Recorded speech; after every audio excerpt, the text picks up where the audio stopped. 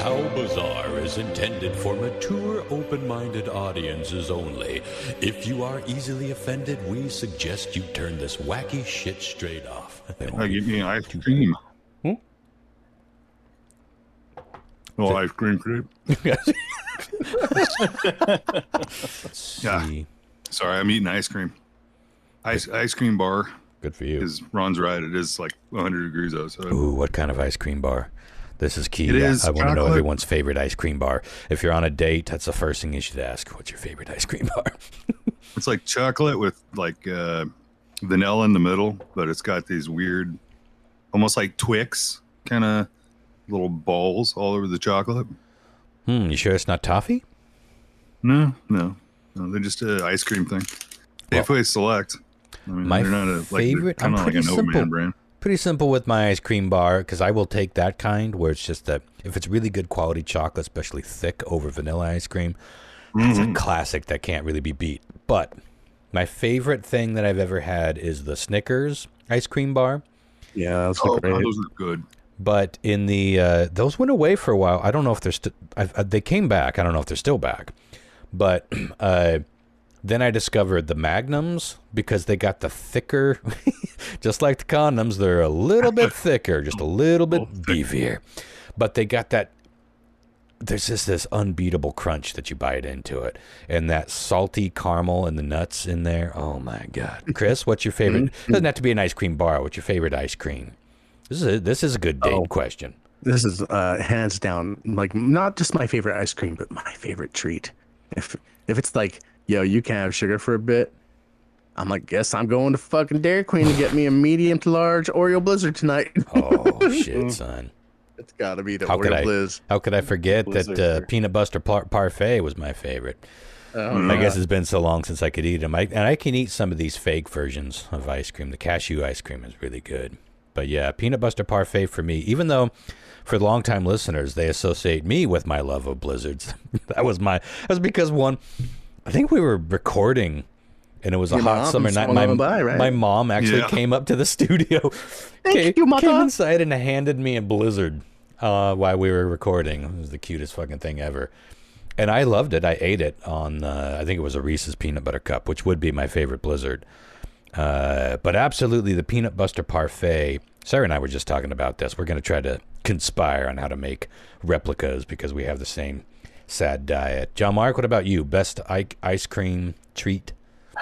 So yeah, blizzards are right up there, and I'm not sure. So I love me some Reese's peanut butter cups, but I think that in the blizzard, like the cold makes them a little bit too hard and crunchy, right? Yeah. I think so. I would go before that. I would go Butterfinger maybe, and even before that, Whoppers, and then Butterfinger, and then peanut butter cup. But if we're going blizzard, ice cream bar, I would have to say that the Dove bars, the quality, the consistency of the chocolate of the Dove bar, yeah, those are fucking great. It's like velvet. Klondike bars too. But then we're going ice cream bar versus ice cream sandwich. So an ice cream sandwich would be a Klondike bar with the mint chocolate chip ice cream. Is what I'm saying. Really? There is a rare occasion where I would enjoy the mint chocolate chip ice cream. But I am one of those people that can't unassociate it with toothpaste. And it's not like it grosses me out. It's one of my go-tos. I just can't not think of toothpaste. And I think that limits the enjoyment. But man, when you're in the mood for it, mint ice cream is incredibly refreshing. And I would usually... Those tiny little chocolate chips that you only see in mint ice cream. That texture's pretty good. Uh-huh. So when I would go to 31 flavors or Baskin Robbins or whatever, I'd get a double ice cream scoop, one mint chocolate chip and one chocolate peanut butter, the chocolate ice cream with the peanut butter swirl in it. You know what I'm saying? Shit, yeah. That's the move. It just became a sex show for as far as I'm concerned. Talking about real ice cream. My go-to, I think, for chocolate or just for ice cream would be the Moose Trails. You ever had the Moose Trails? Moose have been snail trails for you, Moose Trails? No, the Moose Trails, dude. They're like little chocolate, nuggies. I think it's Moose Tracks. Yeah, Moose Tracks. I don't know why Moose Trails is caramel funny. in it. Well, what was vanilla? There was there a bunny trail? Bunny Trails ice cream? Well, there's blue. I think it's Blue Bunny is the brand. Blue Bunny. There's Blue Bunny. Yeah. Blue Bunny. Oh, was it Blue Bunny Moose Trails? Moose Tracks. Blue Bunny Moose Tracks. Yeah, so we're saying you goobs. We're on the same page there. Yeah, those are tasty. I will say my favorite Ben and Jerry's ice cream was not Chunky Monkey, Chubby Hubby. Right? Is that the one I'm thinking of? Yeah, it's pretty where good. It's like pretzels, peanut butter stuffed pretzels, like caramel, and let me see, Chubby Hubby. It's been so long since it's been 12 years since I could eat this kind of shit. No, well, it's not wild to you. Why would you care? But it's wild to me. Chubby Hubby, Ben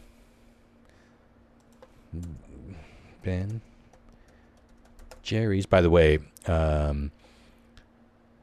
Ben and Jerry's TikTok is one of the most incredible left-wing political campaigns going right now. They're doing it right because they don't look like a bunch of cunts, which left-wingers can tend to do when they're trying to be preachy. Like it's a trick. It's a charm. It's a gift to know how to be preachy without actually being preachy. Okay, Chubby Hubby, vanilla malt. Oh, malt is all the difference. With peanutty fudge covered pretzels with fudge and peanut butter swirls. You were talking about. God, I can't stop. My mouth is watering. You mentioned Butterfinger Blizzards. I think that was actually what my mom brought up to me in the studio, was a Butterfinger, not Reese's peanut butter cups. Anyway, we ain't getting paid for all this product placement, but I guarantee we just sold some ice cream. Better not lay a finger on this here Butterfinger. Well, speaking of something that has a Simpsons tie-in, do you see that they quote unquote killed off Marge Simpson in one of the lamest clickbait stories? Wow. No, they just traveled to the future to show you how Marge dies, but they made this big thing that Marge Simpson dies, which I thought was a bit of a cop-out. The show has to end soon. It's just the actors can't. It's so funny. This. I don't know anybody who has watched. I'm not saying they don't exist. I know they exist, but I don't know anybody who has watched that show since its inception to now.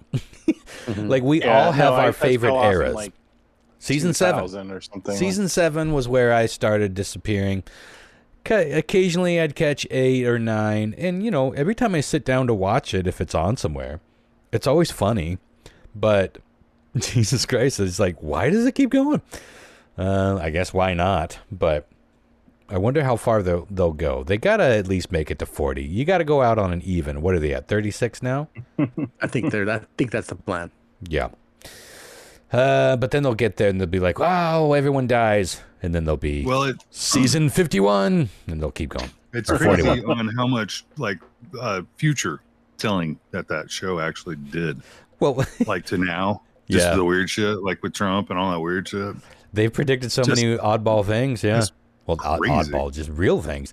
I suppose, to some degree, a friend of mine who's an incredible artist, I need to reach out to him, actually. So I'm making a note, and I'm going to leave that in the podcast. So when I'm editing it, when I'm not drunk, I'll write that down and reach out to him. But he is a college professor, and he wanted to start a college-level discussion class on, it's basically like philosophy through The Simpsons or something like that. Maybe not philosophy, but, a serious study of The Simpsons on every level. The quality of the writing, where the writing got bad, the pop culture phenomenon. Something like that hasn't been done yet. Oh, honestly. I'm sure it has. This was probably 20 years ago that we had this conversation. There's so much to The Simpsons and just existing. At this point, The Simpsons is basically a 36-year-old human, or however many seasons. It's gone. I know it's not an entity, but everything that has gone into that show has grown, and the people writing it, they come up with things, they see things, they predict things. And so these things that we look back on and we see as sort of predictions, I don't think it's that weird when you are creating this many fucking episodes. Think about how many jokes, how many words you have to write in a half an hour show times all of these years and covering all of these eras. But sometimes it does get fucking interesting. It's like, Jesus Christ, what is happening with The Simpsons? Well, maybe Speaking The Simpsons is here to save us shows all. that have gone on longer than you think that they would, anybody like, Bob's Burgers, right? Mm-hmm. Like, is that still going?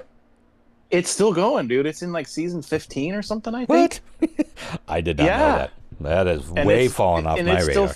It's still fucking great. It's still fucking great. And I don't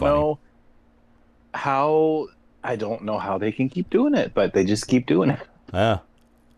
I loved it the first couple seasons, but I fell off on that one pretty soon. But strange how you can be a 30-something-year-old TV show. That's not a soap opera.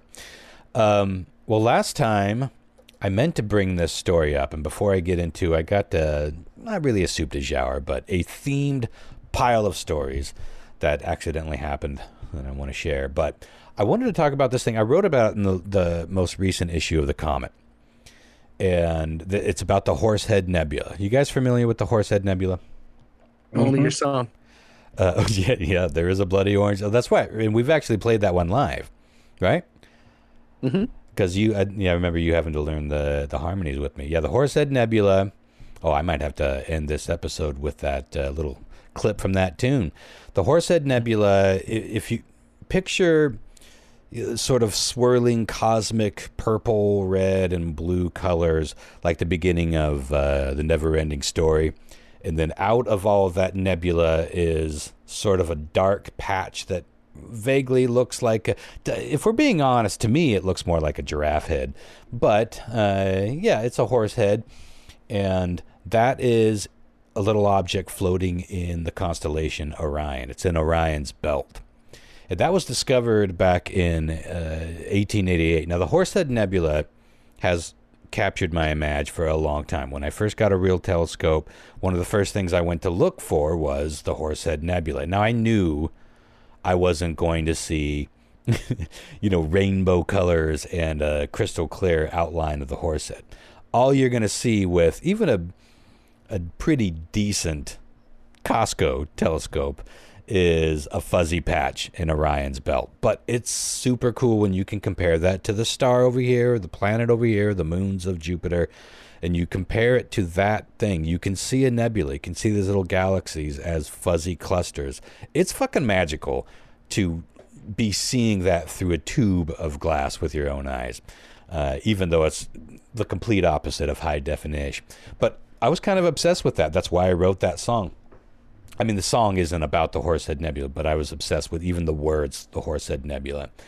But I only recently discovered that it wasn't an official astronomer that made that discovery. The person who made it was named Wilhelmina Fleming, and she was working as a maid when she made that discovery. This is such a fucking cool story. So Fleming was originally from Scotland. She moved to the United States in the mid to late 1800s. And she was, as soon as she landed on the shores of America, she was pregnant, and her husband decided, bye. Left a pregnant woman in the 1800s. Now, a pregnant woman being left by her husband anytime is going to be tough.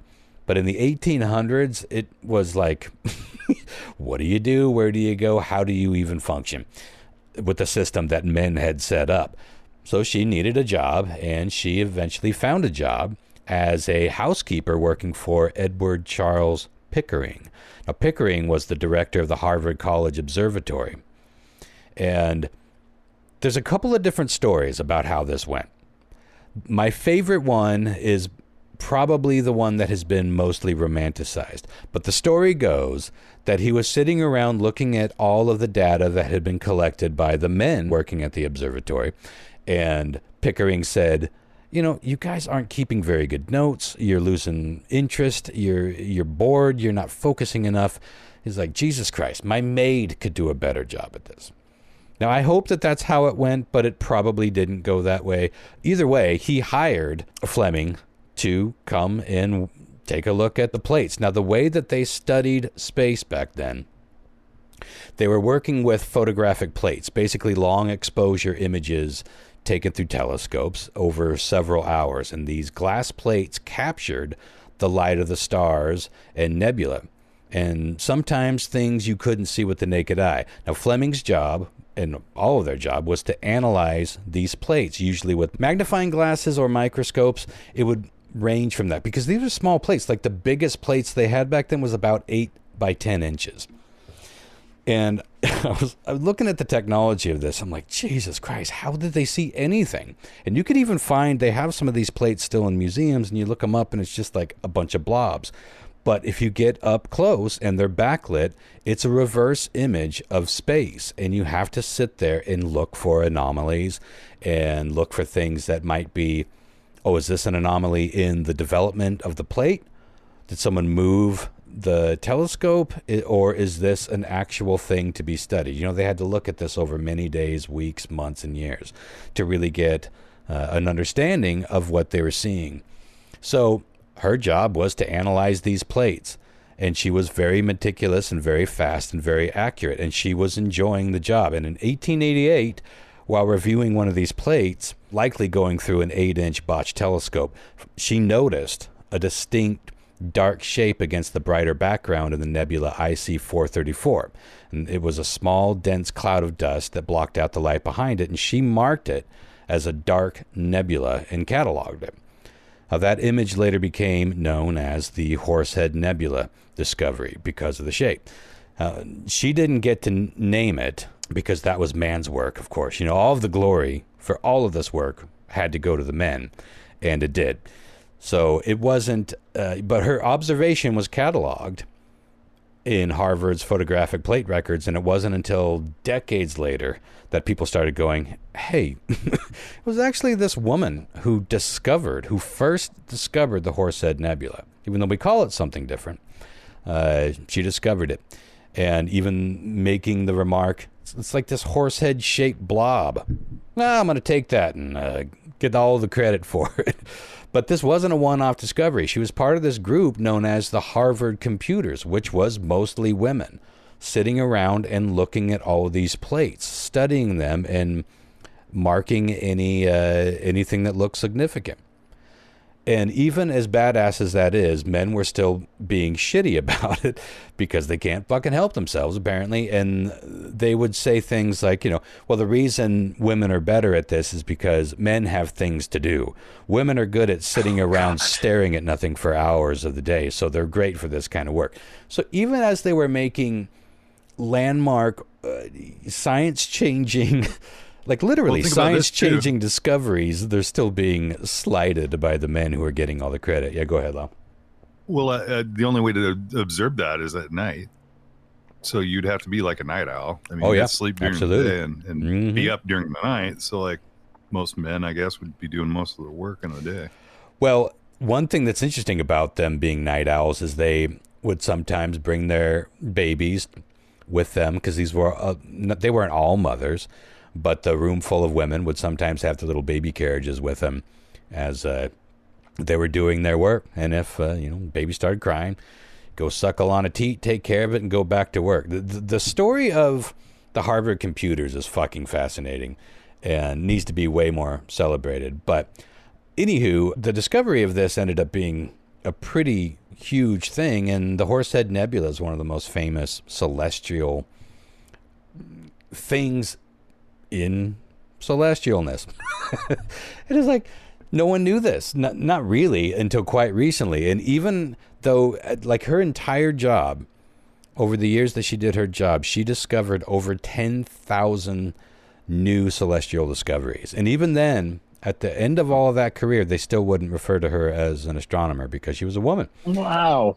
And she was a maid who was just there looking at shit that all the astronomers made possible. So anyway, there you go. The Horsehead Nebula, as iconic as it is, traces back to a woman who started as a maid who was just left by her cunt husband. And some dude thought a woman might be better at sitting around looking at shit. And he was right. They were much, much better at finding celestial things in space, in spite of their misogynistic and dismissive language. But it's nice that eventually she was recognized, but far too late. Neat, huh? Crazy. Yeah. The Horsehead Nebula, look it up. You can find out, even if you got a good pair of space binoculars on a clear night, especially in the winter, you can really check if Orion is over you. It's in the belt. You can't miss that little fuzzy patch. Now, moving on. Binoculars. Space binoculars. You can get a good pair on Amazon for about $80. Just look up Celestron space binoculars. There's a $120 one I've never shilled out that for.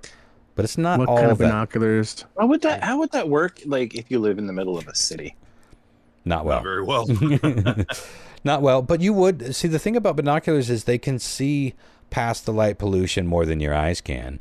But you're still going to be a slave to light pollution. Yeah, no, you got to get out in the. What kind of binoculars would you recommend for peeping? Space binoculars. I mean, why? Who would peep? If only there was anything worth looking at around here. Did you see my post about the fucking sign across the street where all the apartments are? Yes, I did. Oh, man, people really got behind me on that, except for a couple of naysayers. And I was like, that got some real traction. That almost went viral. I got 40 people that signed that petition, and I know that's not a lot. But I don't know if I've ever started a petition before. I kind of started the petition as a joke.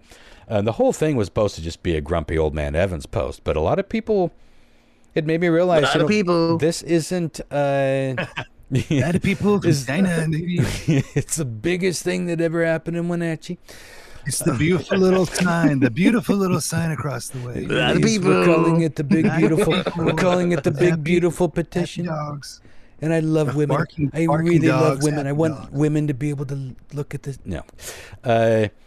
This sign has to be at least 30 or 40 fucking yards in a residential area. This is a purely residential area. It's jet blue, which contrasts against all the grays and greens of the buildings that are around here and the mountains that are behind there. And it's just this big obnoxious thing. It's been up there for 2 fucking years. And I'm like, is it really legal to have a 40-yard billboard in the middle of, and should we be okay with this? So I think the reason that people got pissed off, even though they don't have to look at that thing like I do every day, I think it's a precedent. It's like, are we setting a precedent here where anybody can, does this mean that we can just put imagine a 40-foot even billboard going right in front of your house, just trying to sell property that's a few blocks down the road. Like, wouldn't you be pissed? It's not great. Wouldn't you be pissed at that? But there were a couple people that got on and made it seem like I was being a cunt for being pissed about it. I was like, what are you defending? What are you defending here? A bunch of rich motherfuckers who probably don't even live here. In fact, I confirm they don't live here. A bunch of rich motherfuckers that don't live here putting up a giant advertising billboard in strictly residential area. You're really, that's a cause that's important to you? You want to defend that?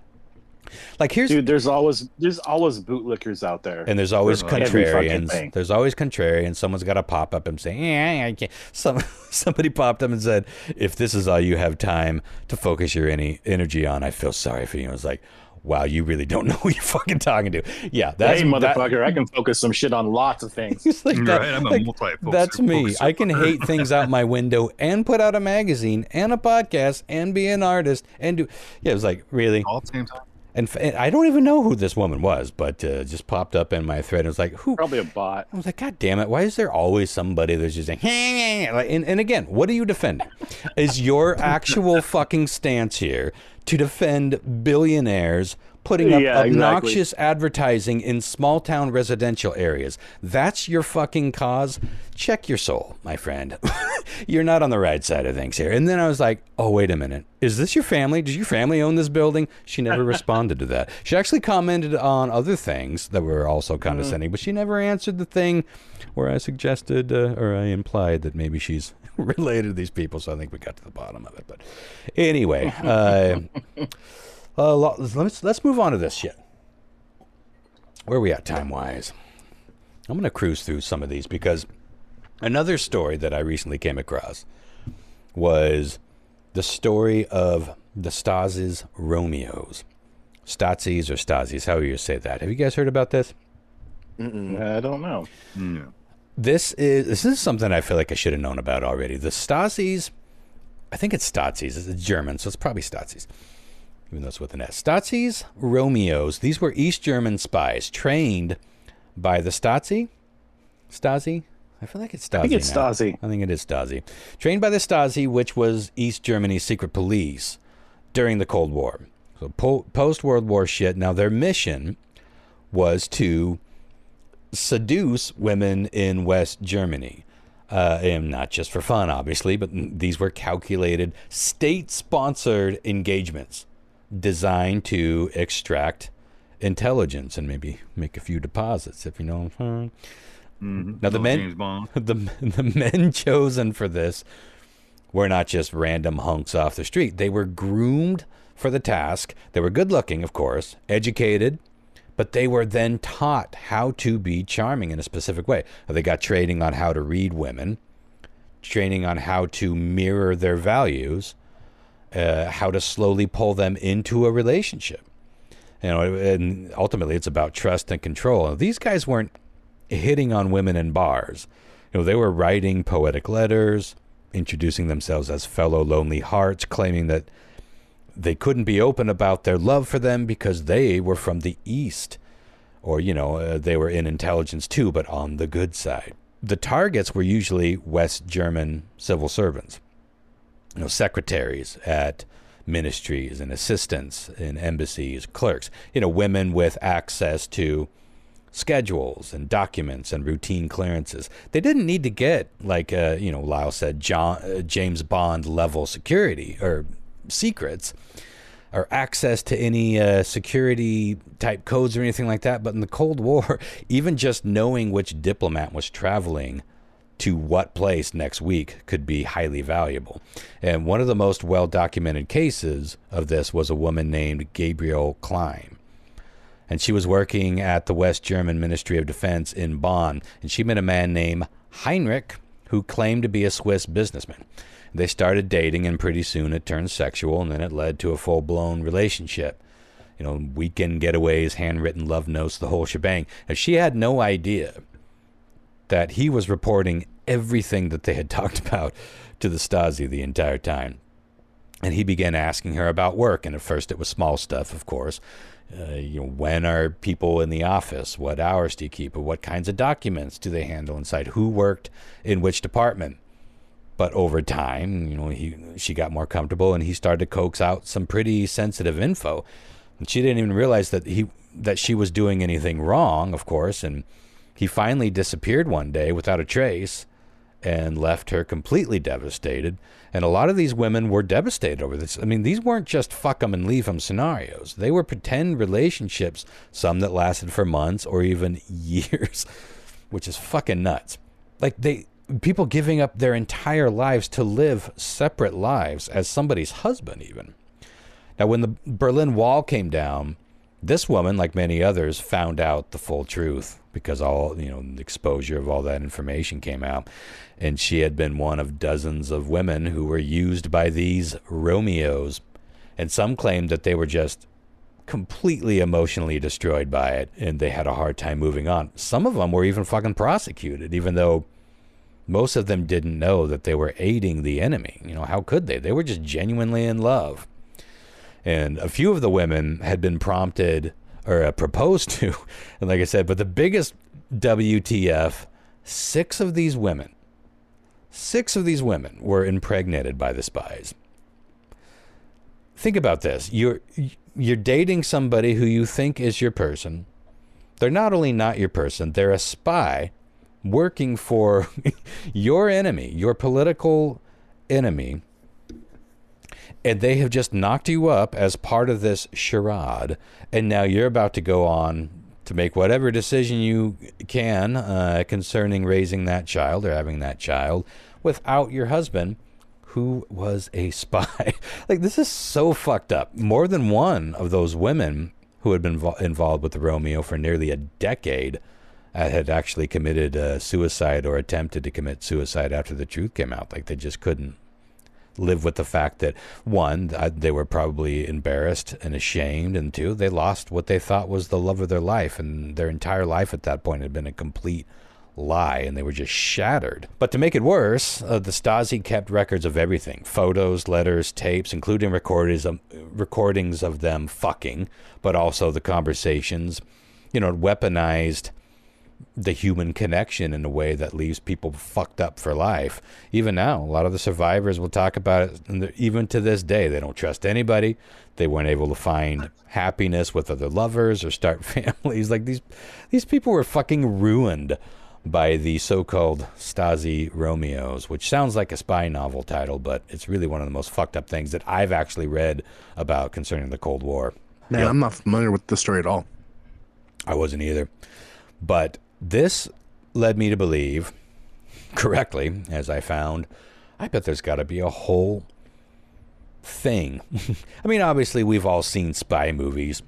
There's always a foxy lady trying to seduce somebody, or a handsome man trying to seduce a female president of a foreign country, or some secretary that could get them access to something. It's like, obviously, we have thought about the idea of fucking for your country, quote unquote.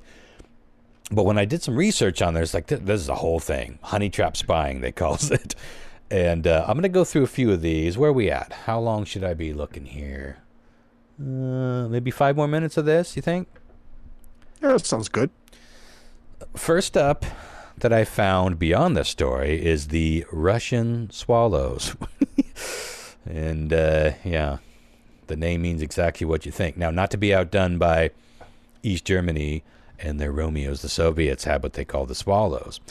And these were women, mostly young, very attractive women who were trained by Soviet intelligence to seduce targets like diplomats, foreign businessmen, NATO officers, and even journalists, really anyone with influence or access to some important shit. That was the KGB's version of, I think I said version, the KGB's, oh boy, the whiskey's hitting. Should have done the wordy episode first. No, the KGB's version of the honey trap, and they were fucking strategic about this shit. So the women were chosen, trained, and in many cases deployed with full psychological profiles of the men that they were meant to seduce. So unlike the Stasis, where they would just send them out and see who could attract who, and then they'd follow that lead. Sometimes it would go, they'd butt fuck in a hotel, and that would be as far as the information went, the butthole. But this one, these women were trained for specific targets. It was a very different thing. They knew what kind of compliments to use, what kinds of vulnerability to play up that would bring out the predatorial nature in these men, and they knew how to make it feel legit. And I gotta imagine it would be way easier for hot young women to seduce a bunch of old men than what the Stasi bros had to do. These bitches wouldn't have to be in a 10-year cuddle fest. Just unzip. Oh, here's your dossier. But it's not entirely true, as you'll see in a moment. Now, sometimes it was just to get information. Other times it was more about leverage. Get a married diplomat into bed, get some compromising photos. Suddenly he's working for you.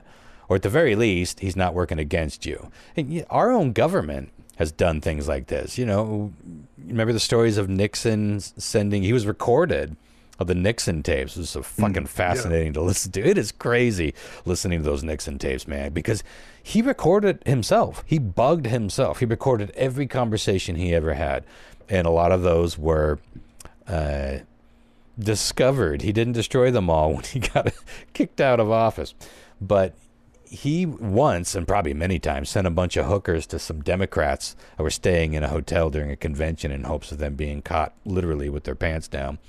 And that was all on tape. Anyway, there's one famous swallow case from the 1970s where British naval attaché Jeffrey Prime, he was already a KGB asset, but part of how they kept him in line was through women. And at least one was a swallow agent who kept him emotionally and sexually tangled while he shared classified info about NATO communications. And it wasn't always physical. Like some swallows were more like emotional parasites. Like they'd embed themselves in a man's life for years, and they'd show up out of the blue as potential girlfriends to date. And that's how it would start. Sometimes they would be the cute coworker that starts working right across the pod from you at the office. Or even fake wives. Like they would get married, just like the Stasi bros, the Stasi Romeos. And they played the long game if needed. And these women were tools and property of the state. So their own wants, of course, didn't come into the picture here whatsoever. So they did the job no matter what, because they knew what the penalty would be if they went against the KGB. Now, a lot of the time, they didn't even get to know the full purpose of their assignment. They were kept in the dark, and they were just told, befriend this man, spend time with him, encourage him to talk. Sometimes they were recorded. Sometimes they were even being watched by nearby agents. There was different levels of this. One of it could be a weekend fling. One of it could be a 5-year marriage. And after the job was done, some of these women got promotions to go on to higher offices within the KGB or other government entities. Some of them disappeared, and some just kept trucking along. There are stories after story of career swallows, as it were, even into their older ages. And some of these older women married some of these older targets that the KGB was trying to get closer to. Some of the women did flip the script, because there were cases where swallows fell for their targets and ended up leaking info themselves. And a lot of those ended up being the old ones. Like they got to a point where it's like, I don't know if I want to be a swallow. I don't know if I want to actually swallow jizz for the KGB anymore. Also, I kind of like this old dude. So I'm going to flip. But the usual punishment for treasonous behavior would often ensue. What a fucking life, though, huh? Like imagine... I can't get my brain around it. Like, imagine being tasked with infiltrating somebody's life, pretending to be something. Maybe it'll be for a few months. Maybe it'll be for 10 years. Maybe you'll have kids together. You'll live with them. You will have a complete life with this person solely as a job. I don't know how you can do that and not at some point develop feelings for it, or at least feel guilty about it and just bail out. Of course, for some of these missions, bailing out isn't an option, especially with things like the KGB, because they were like the fucking mob. They would kill your whole family. I'm surprised this hasn't been turned into a movie or a show. Well, I had a whole pile of things to get to, but I'm going to end with this one. And this one should absolutely be a fucking movie. This is the story. Well, this concerns America. The story of Carl and Hannah Ketcher, I think is how you say it. Maybe Kocher. So Carl and Hannah Kocher were a Czech couple sent to the United States during the Cold War as deep cover spies for the Czechoslovak state security and, by extension, the Soviet KGB. Carl was the official agent, but his wife Hannah played her own part in this. Carl actually infiltrated the CIA, like legit got hired as a translator and analyst for the CIA in the 1970s. He was a smart guy. He had a PhD, spoke perfect English, and knew exactly how to slide in under the radar. Now, meanwhile, Hannah was living the high life with him in the United States, especially after coming from Cold War, the Soviet Union. And together they got deep into Manhattan's swinging scene. Like full-on key parties, sex clubs, and orgies. Mm-hmm. Now, this wasn't just their kink, although it probably was because they were too good at it. But they were using the lifestyle, as it's called, as spy cover. And they cozied up to American elites and diplomats and businessmen, like all these other stories, in these swinger scenes. And, people talk when they're naked and full of cocaine, apparently. So many great details I'm going to skip over here because I don't want to go on and on and on. But there are documented accounts of Hannah seducing men connected to U.S. intelligence or other foreign agencies and policy circles. And she reportedly lured targets into compromising situations while Carl was adjacent but gathering intel, and he used whatever she learned as leverage. Oh, what a fucking relationship. And they also attempted to blackmail 1 or 2 high-value individuals caught in the act of taking a strap into the pooper. Oh. I mean, think about, and there are so many ways to do a spying. You can try to get information, but you can also set up a scenario wherein somebody gets caught in the act of a compromising situation wherein you take away all their power, or you set up a scenario where they are blackmailed, tying it back into the non-existent Epstein files. A lot of people, I think, rightfully assumed the way that no one could ever figure out how Epstein really made his money. So, not really, not this kind of money and this kind of power. So a lot of people, again, I think rightfully assumed the way he was doing it was he was setting up these situations and videotaping these situations that were not only scandalous but illegal to hold against powerful and rich people. And so he did this all the way to the top that he made it with this fucking pedo island. And so this was one way that they were doing it, actually setting up things where it's like right out of a fucking movie. A door swings open, the cameras are rolling, and some senator is getting cornholed by a fucking strap-on. It's beautiful and perfect, and it was actually happening. But eventually the FBI and CIA caught on, and Carl was arrested in 1984 and later traded in a spy swap. This happened a lot, where we would catch their spies and we would say, all right, we won't execute these motherfuckers if you send back our spies. It was like the Cold War really was spy versus spy, which is a comic I did not appreciate as a kid. I appreciate it way more now. If you ever get your hands on some old Mad magazines, take a few minutes to look at the Spy versus Spy. It really hits in the modern era. So they traded one of our spies for theirs. And after the swap, Carl and Hannah returned to Prague. And they're still together to this day, folks. Yeah, they're old and crispy, but they gave interviews in the 2000s. And Carl saying he doesn't understand what all the fuss was about. But the couple that spies together. So all that swinging, all that setting things up. And just went to solidify their marriage. Fascinating, huh? Maybe we'll do a part 2 of this next week, our next episode, because I have a whole bunch of mini versions, and I'll launch with that. It's probably only about 5 more minutes, but I think that covers it for now because we got to move on to some weird triv. I'm tired of talking. Let me fix my mic and light my cigar. Let's see if I can do a twofer, huh? All right, let us see. It's Weird Trivia with Christopher F. Hart, a man from Florida, poop things, square shit in nature. Don't get me started on the goddamn brown herring. It's Weird Trivia that might get Christopher fired. Question 1. In a recent study, this holiday was listed as the holiday Americans are most likely to die in an auto accident on. No. Dark. Grim. Yeah. Interesting, though. What holiday is most likely to kill you if you're traveling on it? Is it A, Halloween, B, Thanksgiving, C, Christmas, interesting, or D, the 4th of July? Oh. Again, statistically, you're most likely to die on this holiday via a car crash than any other. Halloween, wow. Thanksgiving, Christmas, or the 4th of July.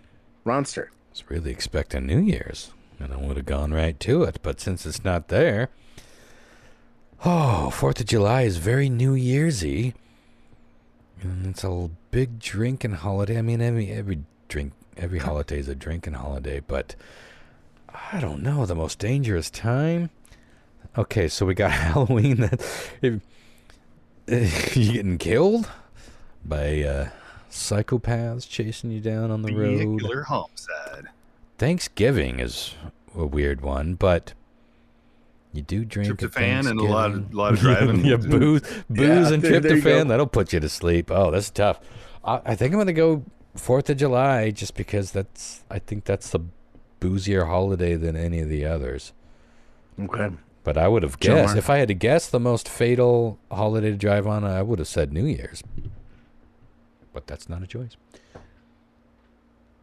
It's a toss-up. It's a toss-up between Thanksgiving and 4th of July, but I think I'm going to go with 4th of July. Thanksgiving is interesting.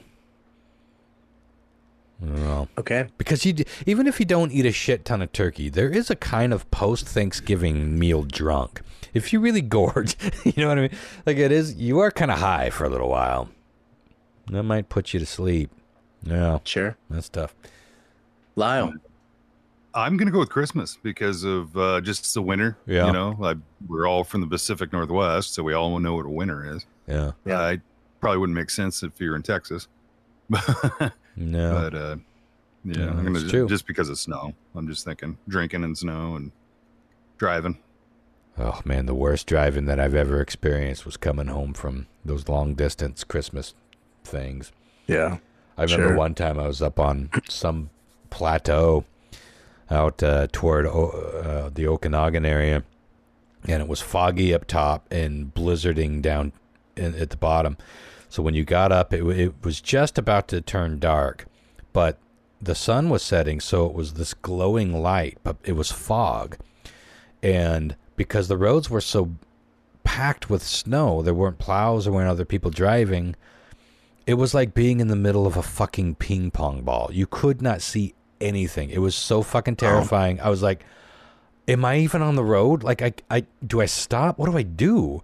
Like, I did not know what to do. It was the most terrifying time I've ever been driving. And then, thank Christ, about the time I was just about to stop and just get out and see if I could see anything. Couldn't see anything in any way. There was just this little bit of cloud or fog break, and I could kind of see a tree on the side of the road that I was very rapidly heading toward. So I veered and felt me climbing back onto the road. So I had actually veered off the road a little bit. I had no idea. Fucking horrifying. All right, question 2. Mark Hamill plays a pretty great Luke Skywalker, but if he didn't audition so well, we might have had another well-known person playing Luke. One of these people I'm about to read to you. Yes. That's my Italian. I'm about to read to you. You are gonna like this. You won't like. You want to like it. Who else auditioned to play Luke fucking Skywalker? Luigi. But was Luigi Skywalker. Relatively unknown. All right. Who else? I'm getting tired. You can tell. Was it A, Kurt Russell? Kurt Russell. Let's see. 1977. Okay. Well, I could see it. Was it B, Robert Englund? A young Freddy Krueger. Okay. Was it C, Sylvester Stallone? Yo, Leah. Yo, Leah, where you at? Leah. Yo, Yoda. Yoda. Yo, Yoda. Yo, am I doing this Jedi thing right? Yoda. Cut me, Yoda. Cut me.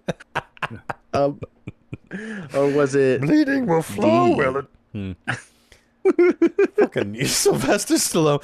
Any Sylvester Stallone character in the Star Wars universe is something you know what? Fuck it. Do it with AI. I'll watch it. I'll watch that shit. That might be one interesting use for AI. All these questions, these delicious questions that you bring where it's like, because it is kind of like a parallel universe, because it's fun to imagine what if that person got that role, or what if this person turned down that role. And it's like, dude, that's $1 million fucking idea you should keep to yourself. Dude, seriously, if you could do a genre like that, just to throw it on YouTube, it would be the next thing, and it would be fucking hilarious. Everybody would watch it. I'd watch it. Okay. Just revamping old movies and like doing it differently with AI. So you're like literally watching a movie. Rambo Skywalker. Oh just shoots everybody and wins. All right. So it's like, why are we fucking doing all this bullshit? I got a fucking M16. I'm just gonna shoot you all. That's the whole movie. He just shoots everybody.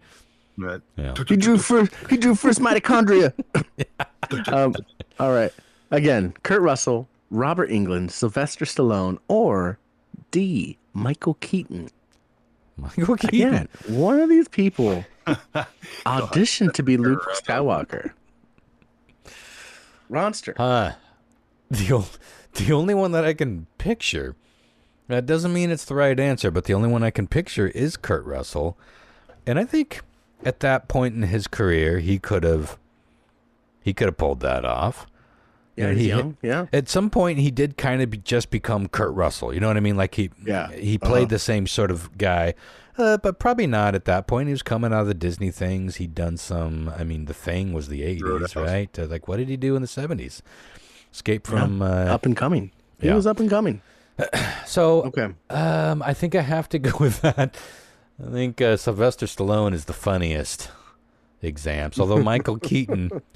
But you know what? We're using like modern sensibilities and even the stuff that we grew up, like Mr. Mom or Batman or anything that we saw. You can't imagine what he would. Bastards. But back in the 70s, he was just an up and coming actor. What was that movie he played in where he's like, "You fucking bastards," where he played like a fucking like what Chris was imitating, the Italian Family. Michael Keaton. Like, here's what I'm gonna do. I'm gonna tell you. He wasn't like Johnny. It was Johnny something. Johnny, yes. Johnny Dangerously. Oh, it was a comedy. That was so good. Yeah. Johnny Dangerously. That show was so good. But that would be the time. That would be the time era. Ron went with Kurt Russell. John Mark, what are you going with?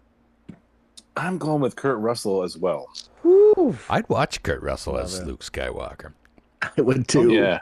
You know, the funny thing is, if you go, go ahead. Anything, honestly. Wait, how about Kurt Russell as Han, though? That's what I'm saying. Oh, yeah, that is a much better fit.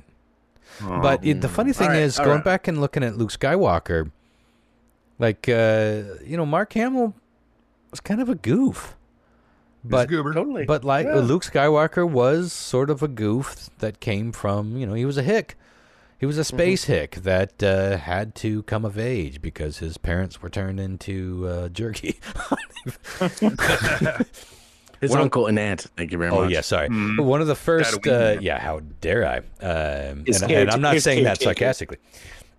But that was one of the first scarring things I can remember as a child. Yeah, because that was a Disney movie, you kind of see their corpses steaming and not altogether alive. It wasn't Disney at the time. It was a lot. No, it wasn't Disney then, but it was a kid's movie. Well, it was a family. Lyle. I'm going with the Johnny Dangerously. Michael Keaton. Is that Michael Keaton? Yeah. Okay. Interesting game. I don't know if that would hold up, but that movie was pretty funny. Yeah. All right, here's a fun one. Speaking of AI and getting one pulled over via a scam of sorts. This famous aging musician was recently ridiculed publicly online after he was seen leaving thirsty comments on a bunch of AI-generated photos of women. Thirsty. I like the use of thirsty in that context. That's why I'm laughing. Oh, totally, yeah. They were totally thirst traps. Thirsty. Like clearly AI-generated photos of women. And this person was getting on and being like, hell yeah. Like, leaving comments and shit to the point where, like, people were like, excuse me, sir, this isn't real. This is a real person. Like, I can picture all 6 of those fingers on my cock. Yeah, Saturday night. You know what I'm saying? Mm-hmm. Who was this? Who was this 18 rock star that didn't realize he was leaving public comments on AI photos? Was it A, Vince Neil? Oh, yeah. Now get high on A. Was it B, U2's The Edge? No. I'm not edging. They don't call me The Edge. I'm just edging right now. He's just edging. He's edging. It's not an ironic name.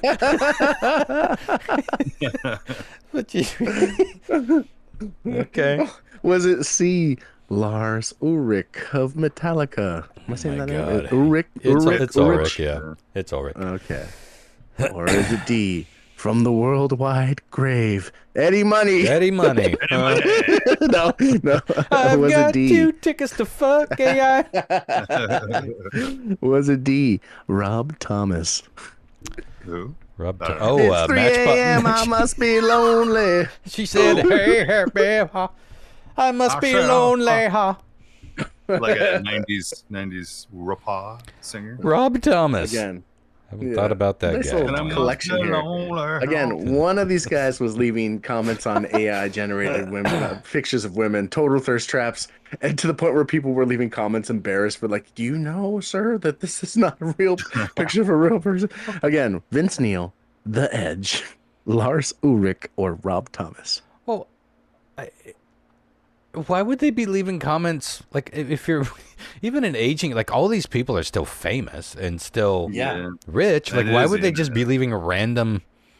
It's just like, look what we got right here on social media. Like, just go fuck some of your even aging or less attractive than maybe some other groupies. I don't know. That's a weird one. Oh, Rob Thomas. It's really capturing my imagination. Because maybe it is 3 a.m. and he must be lonely, huh? He probably is. I must be lonely. It's 3 a.m. I must be lonely, huh? He says lonely, huh? Yeah. Right? He says lonely, huh? Can we confirm that? What's the name of that song? I'm pulling it up. No. If he says lonely, huh? I'm going with Rob Thomas. He says lonely. What was the name of that band? It's lonely. Matchbox 20. What's the name of that song? I don't. 3 a.m. Oh, it probably is 3 a.m. 3 a.m. Oh, that's funny. They spell 20. I would imagine it was just a number. It is 3 a.m. Okay, let's get to the chorus here.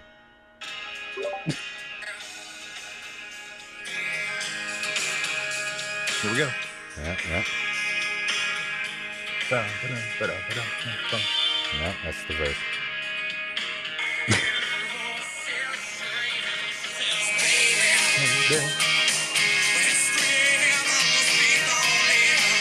He says lonely, huh? Did you hear it? Lonely, huh? I think that's just his singing. Listen.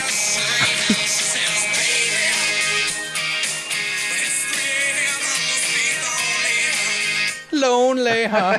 He says lonely, huh? I'm sticking with it, and I'm going with it. Matchbox 20 spelled, not the number. Yeah. All right. I'm starting to feel like I may be lonely, huh, with that answer selection, but we shall see. Oh, fuck, that hurt. I just whacked my I must be lonely, huh? John Mark. I'm going to go with Vince Neil. Oh, there you go. Girls. Kickstart. Click. Yeah, right. AI. His voice is even worse than fucking Axl. I can't see Vince Neil even being on the internet, to be honest with you. But I could see him being drunk and dumb enough to be like, hey, I can see that. Here's a picture of me from 40 years ago. He does cameos horribly. Like the Does he really? I forgot about Cameo. Oh, my. Well, he knows enough about the internet then, if he's doing that. Save your pennies, Lau. You know, this is interesting. Right. Like, all right. John Mark, you going with Lonely, huh? Oh, you went with Vince Neil. What are you going with, Lyle? Yeah, I'm gonna go with the edger. Oh my god, the edge. It couldn't be Edge. You two seems like way too smart for that kind of thing. Even the he's edging. He's edging. We got an edger. Maybe he just does that with his balls. That's everything. Every U2 song. That's the guitar part. You ever notice that? And maybe pull it up. No, sing another. Sing one more U2 song. I kind of like his style, not gonna lie. Well, but so you know it. It's the super delayed jangle. Love it. What's the most famous U2 song of that, like the 80s era? Has to be In the Name of Love, right? I would say something Streets like Have No Name. Streets Have No Name. I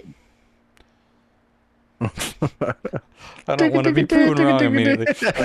We could name 1,000 songs and they're all like fucking huge U2 hits. Yeah, I don't think they made it really bad. Well, they do.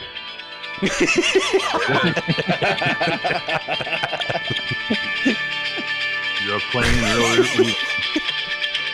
All right, name another. Jangle. Name one more other. I can't think of you two songs. My brain hurts. Which one was that? That was Where the Streets Have No Name. What about one? Still Haven't Found What I'm Looking For. Let's try that.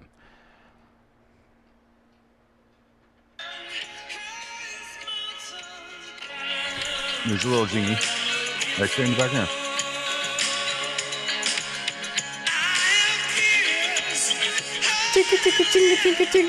Just a little slower. What about With or Without You? With or Without You. That might be my favorite.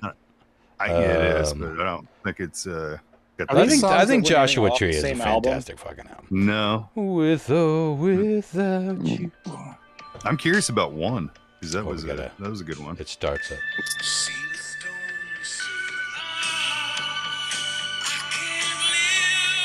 Go a little further. Not yet. We got to get to the chorus. Getting the bass almost to the solo.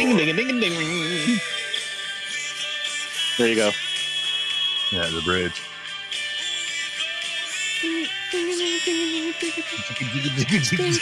He slowed it way down there. Oh wait, I think it's this part. Yep. There it is.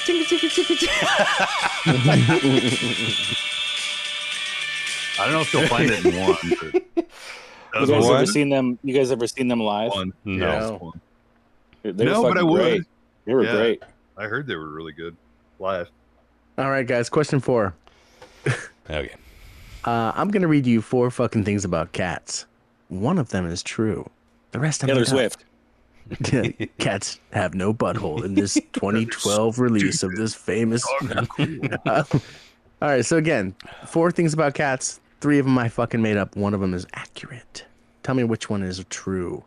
Is it A? Most of the time you see cats sleeping, they are awake but just resting. Okay. Is it B? Cats can drink seawater. Do what? Not die. I mean, technically, we can all drink seawater. Cats can drink seawater. I'm just gonna leave it there. Yeah. Is it C? Cats taste remarkably like beef if you are forced to eat them. Not like chicken. No. Okay, don't like that one.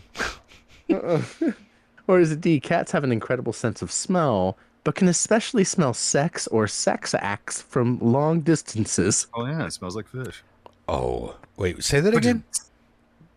Cats have an incredible sense of smell, but can especially smell sex or sex acts from far distances. Oh, so don't you find that cats always show up when you're boning? Yes. What's going on up in here? or just watching like a creep and you're all done, you're like, wipe it up. Oh, that's the worst. Oh, hello, meow. It's like, right into you here. You're a sinner, meow. Yeah. I feel like they're judging it. I could smell it from down the hall, meow. This is wasted life. You're not doing this to mate, meow. You're not trying to have a litter. Okay. Spilled semen is a sin, meow. Well, I might turn my cat into beef if my cat could talk and told me spilled semen is a sin while I was boning. It's like, yeah, well, you're about to taste like beef. Due to certain cooking. Okay. All 4 of them here. Is it A? Most of the time you see cats sleeping, they're not really sleeping, they're just resting. B? Cats can drink seawater. C? Cats taste remarkably like beef if you are forced to eat them. Or D? Cats have an incredible sense of smell, but can especially smell sex or sex acts from far distances. I have to go D because that's my experience. I would believe that they're kind of in a semi-sleeping state, but I'm chasing the y'all doing, sinners, herring in this particular case, yeah. John Mark. So you said like one of these you made up? What are we supposed to pick, the one you made up, or one of these is all 3 of these are false and one of them is true. Pick the true one.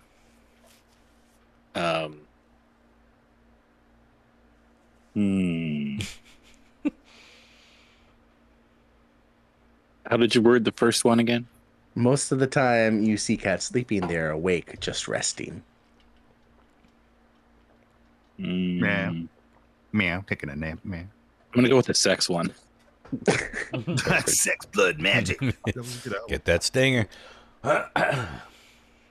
Lyle. Yes. Yes. Yes, very quiet. That's what I'm doing.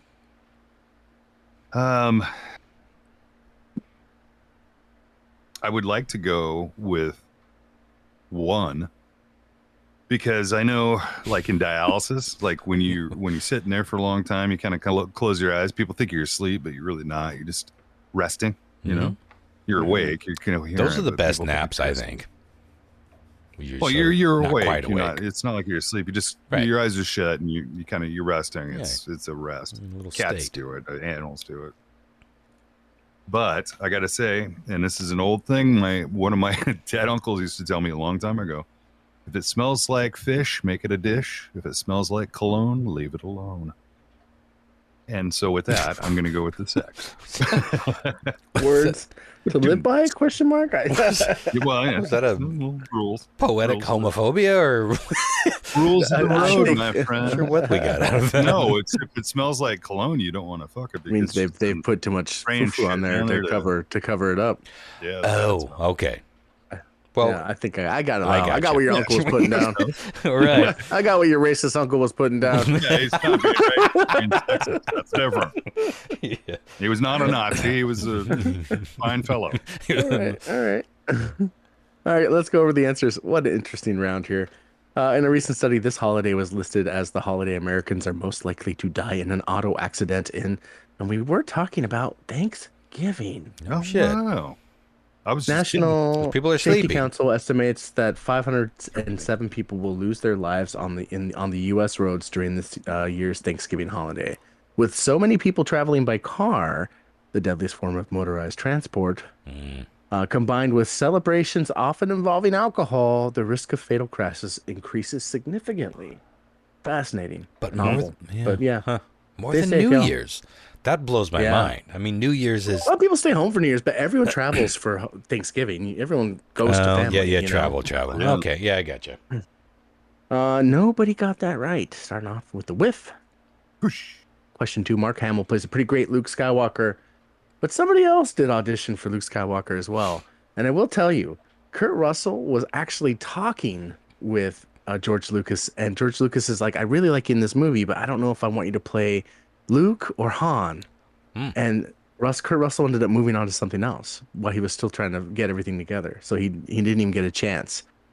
Sylvester Stallone was also approached to play Han, but he moved on to something else as well. Wow. Michael Keaton was being talked about to play Luke at one point. But one of these people actually did sit in for an audition, and it was Robert Englund.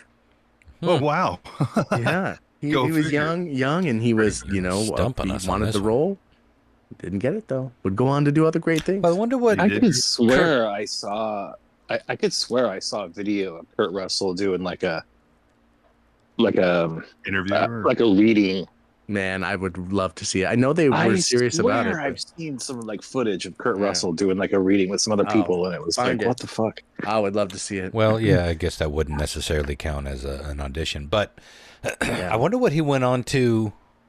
I'm trying to think of what he would have done in the late 70s. Kurt Russell? Yeah. It was something, I read it and I can't remember. It wasn't something I was familiar with. I wonder if it was like Elvis. A jungle something. No, it was like a jungle or something like, it was something that I'd never heard of. So clearly it wasn't very fruitful for him, I imagine, but who knows? Interesting. Emerald, well, who knew what Star Wars was going to be? But can you picture? Totally. I mean, again, just Stallone in any aspect being in the Star Wars universe, how different that would have been. I would have loved to see him as Han, Stallone. I don't think that we would have the Star Wars legacy that we do. No. If Stallone was Han Solo. Well, who knows? Maybe it would have been great. I mean, maybe. It would have been his defining role, like who fucking knows? But I don't know. Oh, man, I like Stallone. So hard to imagine. I didn't think that he was that very good as Han Solo in the first place. I think he could have been. He was really young. And Harrison Ford was a good Han Solo? No. I'm talking about the original. that actually starred in the show. That's Harrison Ford. That's Harrison Ford. Not Harrison Ford. I'm talking about Mark Anakin. Hamill? You mean Luke? Yeah, Mark. Yeah, Anakin. Mark Hamill. Luke Skywalker. Yeah. No, it's confusing. It's confusing. Pushing on a pin there, son. I'm not saying I'm high, but I'm telling you, I'm not really right here. I'm saying that he really wasn't that great. He wasn't like fucking blow the fucking doors off. You're the best actor in the world. That's what I'm getting at. It was really no. That's what I was saying too. Yeah, breaking his teeth in. Totally. So it was like to see anybody else. Some of those line deliveries are just like wince-worthy, but it was the same. There you go. All right. Well, this is question 3. Has anyone got any points? No, it's like all zeros. No, 2 whiffs so far. So I think it was John Mark just sent. Okay, what is this? The Thing. He might no. This was 70. The Thing was. I guess he was in the movie Elvis. Well, that's what I said. With Priscilla Presley. I'm talking about Kurt Russell. Yeah. We were trying to figure out what he went to. Okay, that's awesome. Scene 2, take 2. Okay. Well, it checks out again. There's no mistake. You can't find Organa Major? I found it. It's just not there. You know, Organa Major's been destroyed? What's left is contaminated. That's it there. Look at those radiation readouts. It's impossible. I've never seen anything like it. The Empire must be out here first. Interesting. I don't know, Chris. This says Star Wars audition. I think I should get a point. He's got. He wasn't. I'm not giving you a point. You know what? Fuck it. I'm gonna give you a point. I don't know. Because I didn't word that well. So you guess what? You get a point, Rodster. You're up a point, baby. Here we go. All right. Well, John Mark gets one Question too. I think 3. he went with that. Didn't you, John Mark? No, he went with. Oh, you did. No, I apologize. Yeah, okay. See, both. I'm gonna give you both points. Whatever. Right. Probably won't help. Moving on. Question 3. You know, one of the best movies that Kurt was in was The Thing, though, and that was in 1982. Yeah. So like the spin-off of all that. Totally. So he still got his. Yeah, he was working with. He's probably went from Star Wars to working with John Carpenter, because John's first movie was Elvis, I think, and then Halloween. Anyway. Question 3. This famous aging musician was recently ridiculed publicly when he was found leaving thirsty comments on AI-generated photos of women. We weren't talking about The Edge. I'm sorry, Lyle, but I'm glad you went with him. And we weren't. We weren't talking about The Edge, and we weren't talking about Rob Thomas. We weren't talking about Lars. We were talking about Vince Neil. That's funny. John Mark coming in with the second point here. Damn. Question 4. Yeah, girls. Cats, man. Let's fucking talk about cats. I made up some facts about cats. Alternative facts, if you will. Cats are not just napping or relaxing when their eyes are closed. They're usually sleeping, so that one's not true. Cats, I don't know what cats taste like, but I thought that was pretty funny to say they taste kind of like beef. That's not true. It is good.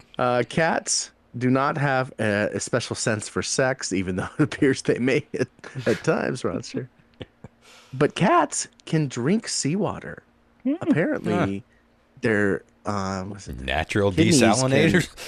Their kidneys can filter out the salt, and it's fine. It's not a deadly level for them where it makes them sick. No shit. They can totally survive in seawater if they had to. So if you're lost at sea, you better hope you have a cat with you. It can drink the water, and then you can drink its piss. Totally, or blood, or have its beef. It's nature's desalinator. Or eat the beef if nothing else. I can't talk. I'm beefing with my cat right now. My luck, I'd eat my buddy, and then I'd be like, "Oh shit, land ho." well, fools rush in. What is that? A Taco John's? Jesus Christ! John Mark coming back on top, baby. The king returns. Yeah, I knew I wasn't gonna get 2 back to back. Well, that was fun. That was quite the round. But before we get out of here, I think we need to give a little listen here and see if In the Name of Love gives us that classic Edge sound. There we go, right there. I don't know. I feel like the only thing I'm hearing there are drums and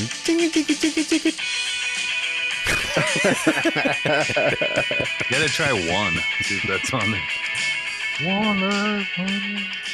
Oh, hilarious. Yeah, I don't think it's in one. It might appear at some point, but well, let's get on out of here. We meant to get to 9/11 tonight, but we're going to have to push that till next episode, which is probably for the best because there's a lot to discuss with that. Until then, keep on tuning in whenever we have. Sorry. Wow, that's. I found the sound thing. Yeah, Lyle found the thing. Good for you, sir. Thank you. Oh, thank you. You're a great host. Thank you, sir. sir. Great to listen to your stories. I'm glad you all listened to my stories. All right, y'all. We'll see you next time. And give us any feedback on the Facebook page or send an email to radarstationart@gmail.com. We're long overdue to get caught up on your email. There's some going back years ago, but I got a pile of them. Hopefully we won't be answering email to anyone that's dead, because that's how that can go if you don't get right to it. I miss those shows. All right, y'all. Have a good week. Night, guys. Good night. Bye.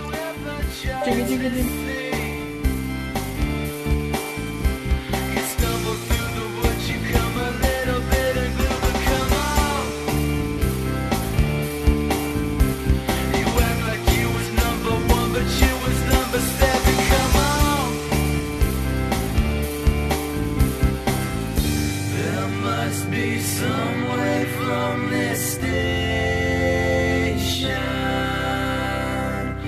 towards Nebula generation. There must be some way from this station towards Nebula generation.